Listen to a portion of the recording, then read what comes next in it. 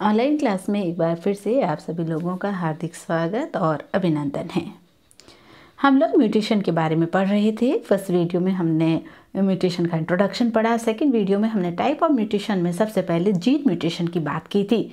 Gene mutation में हम लोगों ने देखा कि ये जो जीन है उसके स्ट्रक्चर में किसी तरह का अगर परिवर्तन होता है और वो परिवर्तन हेरिटेड होता है पीढ़ी दर पीढ़ी, तो उसे हम जीन म्यूटेशन कहते हैं।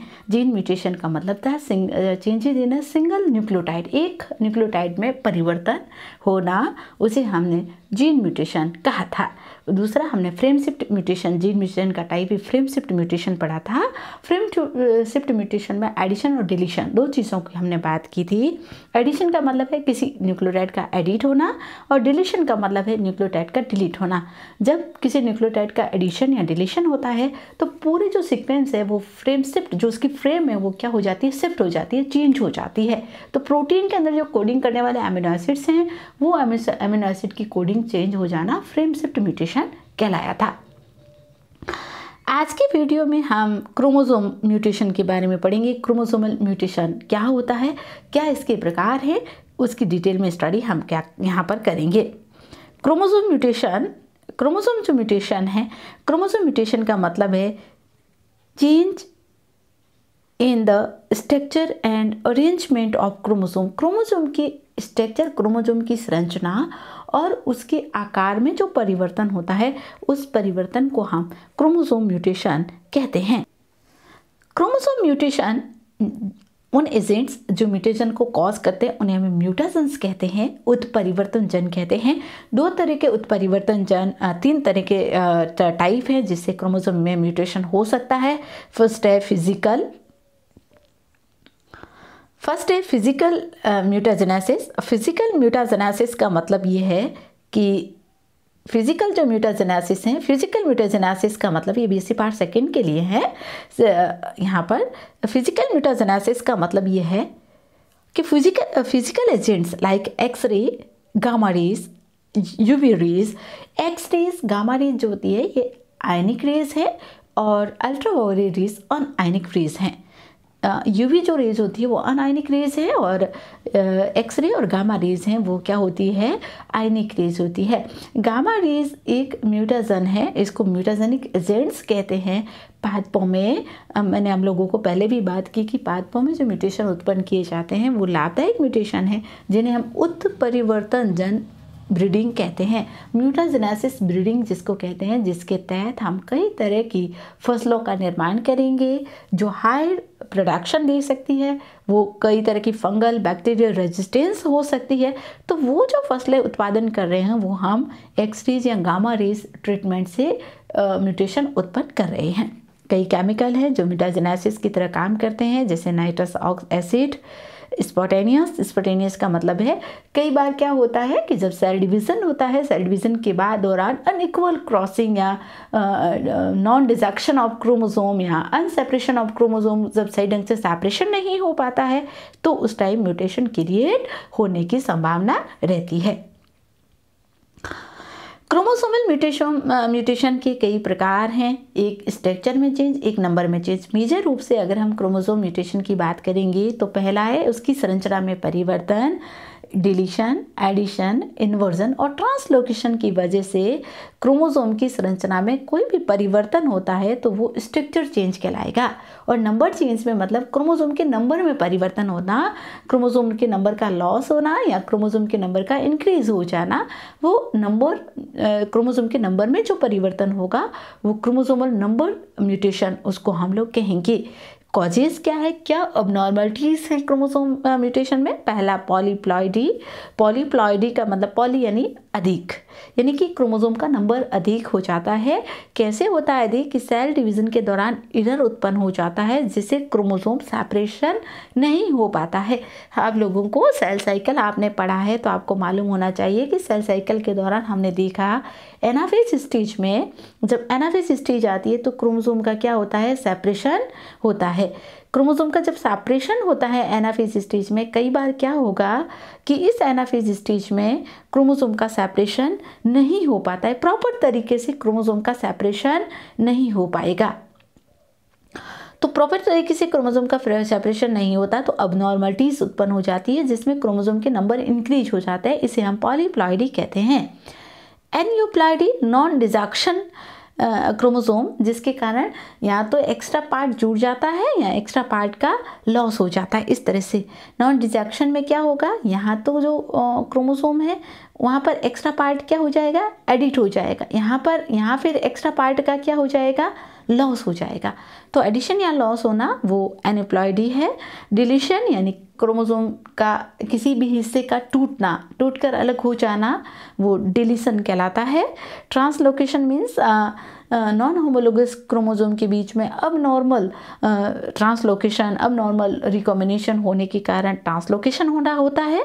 इन्वर्जन के कारण कई बार क्रोमोसोम ब्रेकेज और रीयूनियन प्रॉपर तरीके से नहीं हो पाता है, जिससे क्रोमोसोम में अबनॉर्मलिटीज उत्पन्न हो जाती है। डाइसेंट्रिक और eccentric fragments crossing over between paracentric inversion and normal homologous.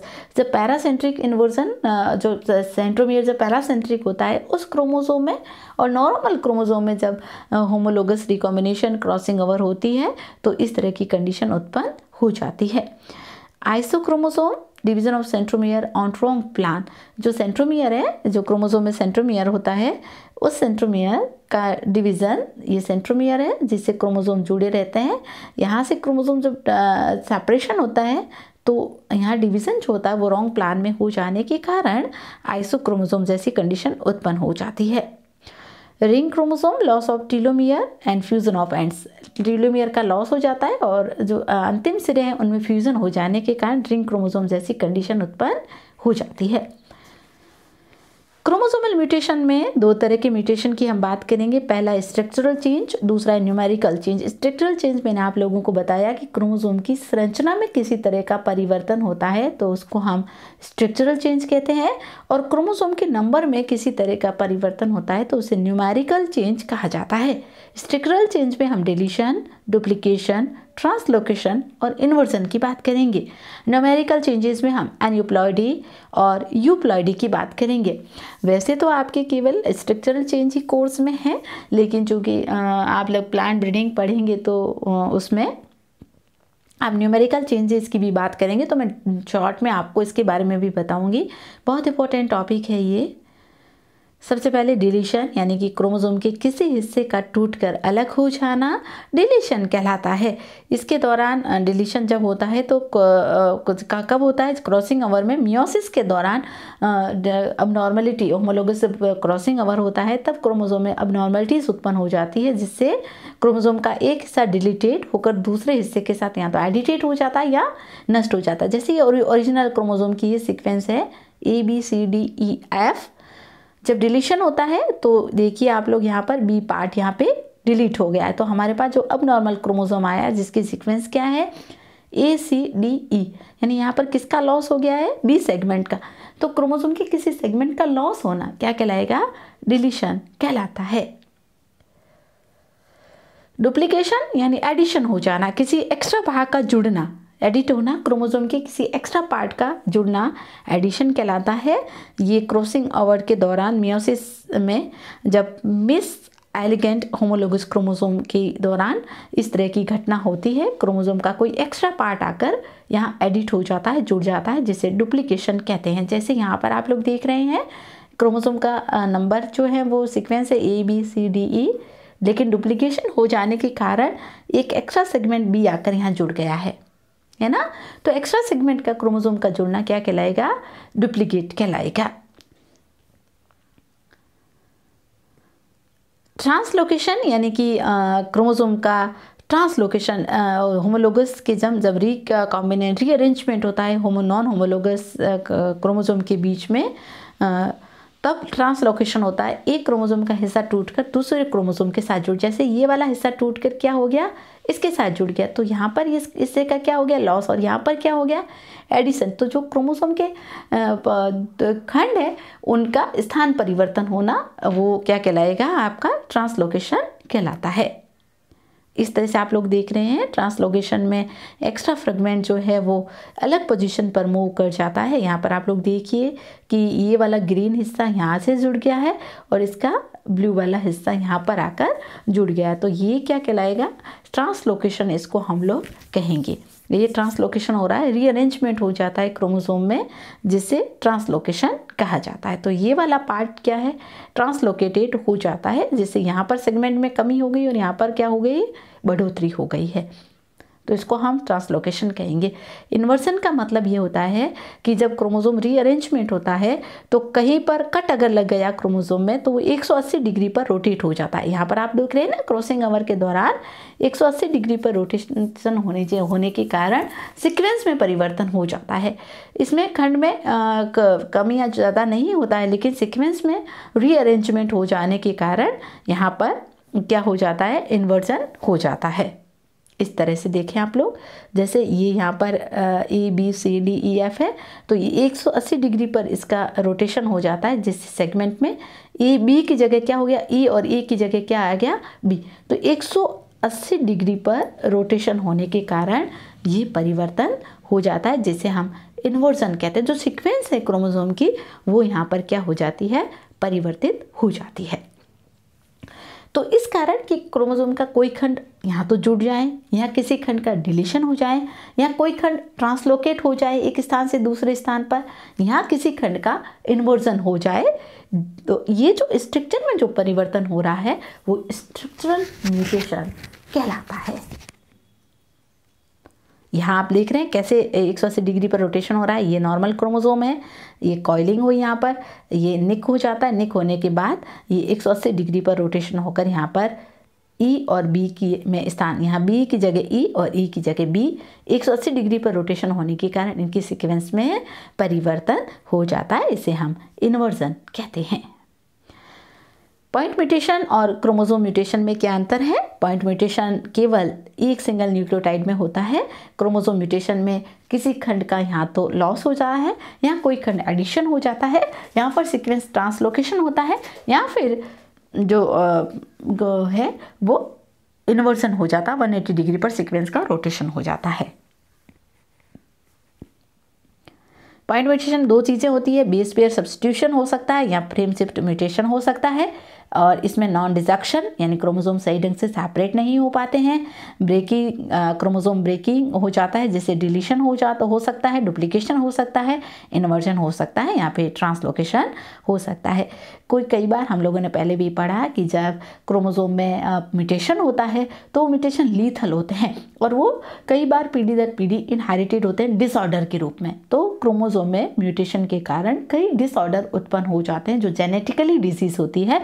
Point mutation के कारण मैंने आप लोगों को पिछले वीडियो में बता ही दिया, sickle cell anaemia, cystic fibrosis, Tay Sachs disease, colour blindness. उसी तरह से क्रोमोसोमल एब्रीविएशन या क्रोमोसोमल अबनॉर्मलिटीज़ या क्रोमोसोमल चेंजेस के कारण भी कई डिजीज उत्पन्न हो जाती है। कई तरह के सिंड्रोम उत्पन्न होते हैं, जैसे डाउन सिंड्रोम, टर्नर सिंड्रोम और क्लाइफेंट्रल सिंड्रोम। अब numerical change in chromosome, numerical changes का मतलब आप लोग समझ ही रहे हैं, नंबर में चेंज होना।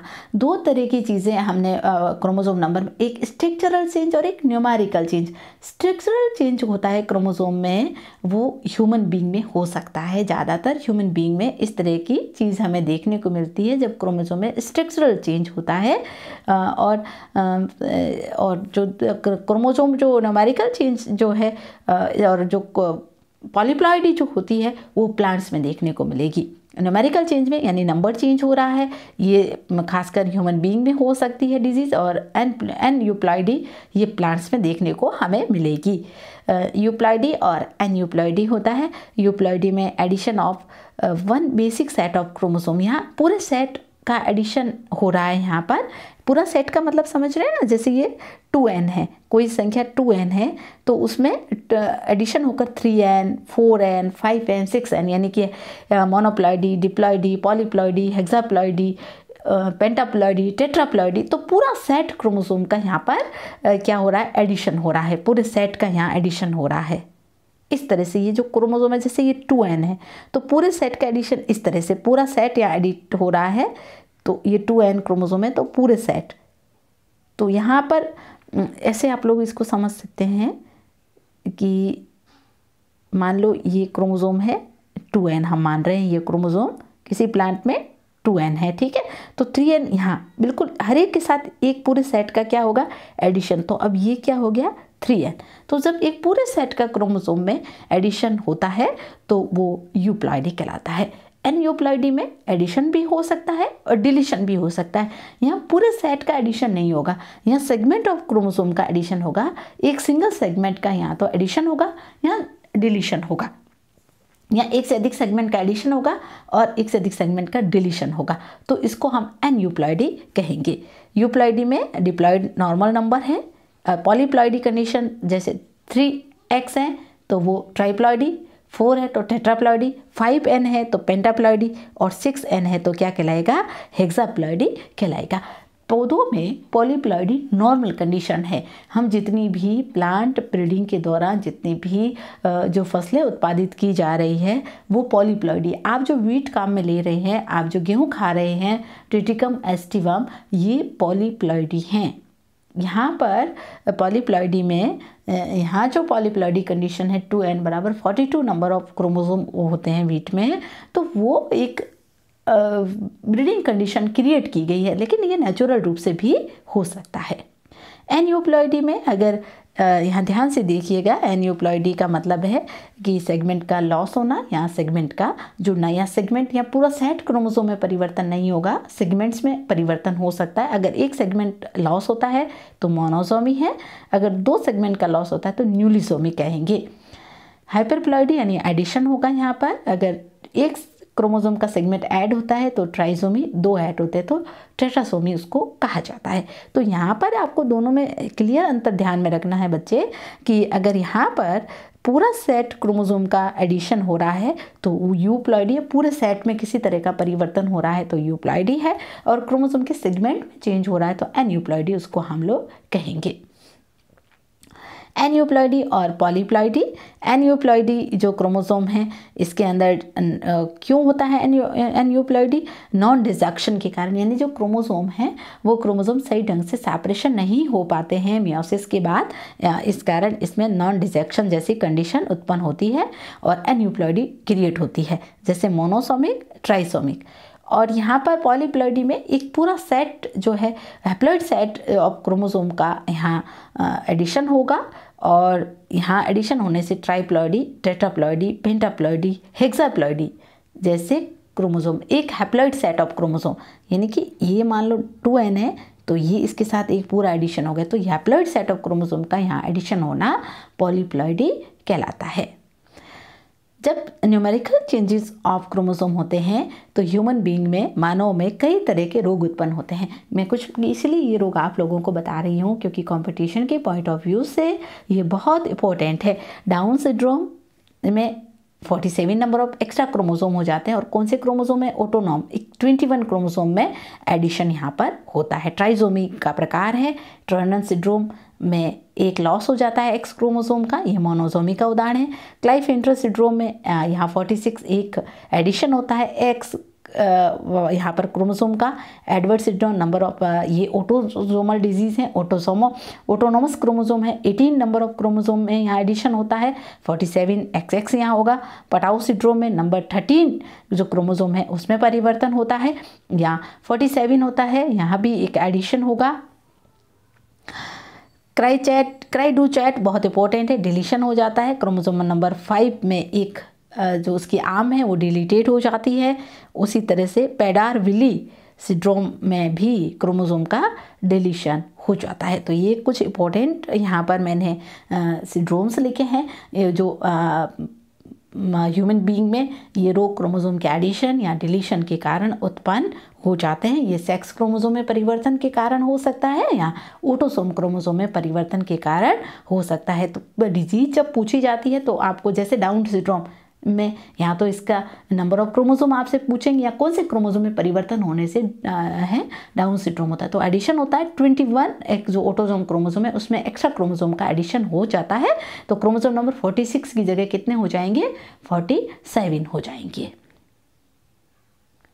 कुछ MCQ मैं आप लोगों के लिए लेके आई हूँ, जो हम लोगों ने कई कॉम्पिटिटिव एग्जाम में नॉर्मली ये प्रश्न पूछे हुए हैं। बहुत सारे प्रश्न म्यूटेशन को लेकर पूछे भी जाते हैं, तो ध्यान में रखिएगा। सबसे पहले है पॉइंट म्यूटेशन इन्वॉल्व। तो पॉइंट म्यूटेशन में क्या होता है? Change in single base pair. Point mutation में एक बेस सिंगल बेस पेयर में क्या होगा? परिवर्तन होता है। Gene mutation occur at the time of DNA replication. जितना भी डिवीज़न होता है, जीन म्यूटेशन जो होगा वो रेप्लिकेशन, जब न्यूक्लियोटाइड का अरेंजमेंट होता है, न्यूक्लियोटाइड का जब एडिशन होता है तो कुछ न्यूक्लियोटाइड के सीक्वेंस में परिवर्तन हो जाता है, तो DNA रेप्लिकेशन के समय जीन म्यूटेशन उत्पन्न होता है। The action of ultraviolet radiation on DNA to induce mutation is formation of thymine dimer. Thymine dimer मैं इतना डिटेल में इसलिए नहीं पढ़ा पाई क्योंकि आपके ये कोर्स में नहीं है, लेकिन UV रेडिएशन के कारण थाइमिन डाइमर का निर्माण हो जाता है। ये कॉमन प्रकार का एरर है जो DNA डाइमेज का होता है। कई कॉम्पिटिटिव एग्जाम में प्रश्न पूछा, इसलिए मैं ये प्रश्न आप लोगों के लिए लेके आई थी।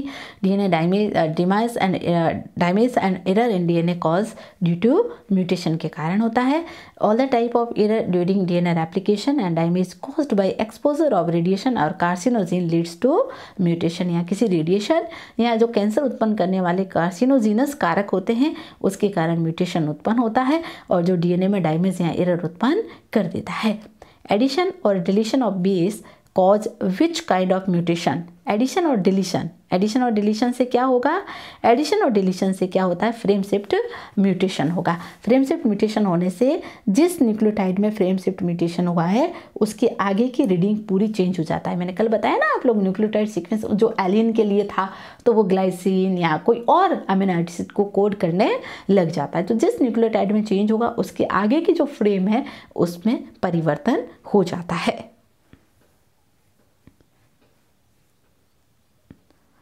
तो आप लोग अच्छे से इस टॉपिक को पढ़िए, समझिए म्यूटेशन को, क्या प्रकार है म्यूटेशन के। यहाँ पर ये समाप्त हो जाता है म्यूटेशन। दो मेजर टाइप हमने पढ़ा, जीन म्यूटेशन और क्रोमोसोमल म्यूटेशन। जीन म्यूटेशन में भी हमने कई प्रकार पढ़े हैं और क्रोमोसोमल म्यूटेशन में हमने दो म्यूटेशन की यहाँ पर बात की, एक स्ट्रक्चरल चेंज और एक न्यूमेरिकल चेंज। स्ट्रक्चरल चेंज यानी क्रोमोसोम की संरचना में परिवर्तन होना और न्यूमेरिकल चेंज यानी नंबर में चेंज होना। नंबर में भी जो चेंज होता है, क्रोमोसोम नंबर में दो तरह के चेंजेस हो सकते हैं जिसकी बात हमने यहाँ पर की है। पॉलीप्लॉइडी जो होती है वो खासकर पादपों में वो होता है और यूप्लॉइडी जो है वो उसकी वजह से नंबर चेंज होता है। वो मनुष्य में कई रोग उत्पन्न होते हैं, कई सिंड्रोम उत्पन्न होते हैं, उन सिंड्रोम की भी हमने यहाँ पर बात की। तो अच्छे से इस वीडियो को देखिए और समझिए। Thank you.